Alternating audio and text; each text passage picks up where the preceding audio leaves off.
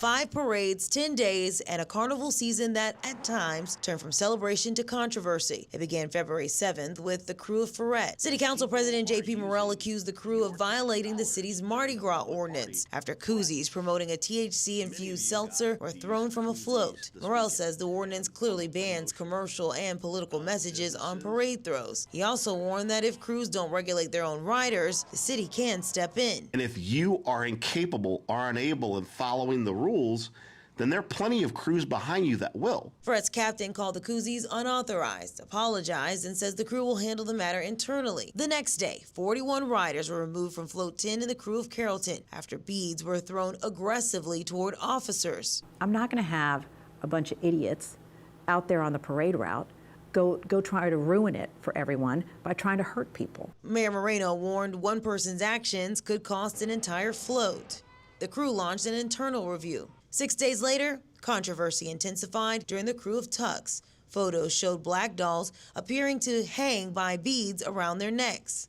It was her innocence that was taken away because I had to expose her to, a darker side of racism and tell her why she wasn't allowed to play with it. And she was asking to keep the doll.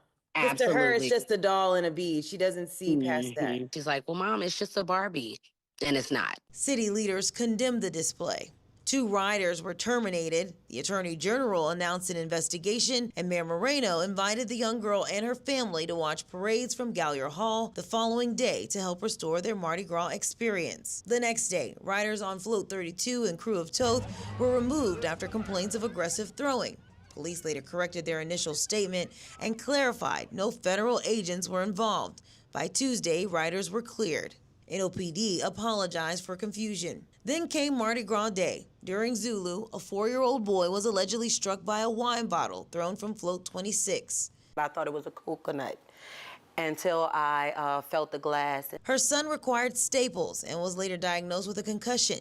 Zulu says glass is not allowed on floats and that it's investigating. As crews review their own riders and policies, City Council leadership has made it clear parade permits and routes are ultimately set by the city, and those decisions can be revisited. In New Orleans, Whitney Miller, WWL, Louisiana.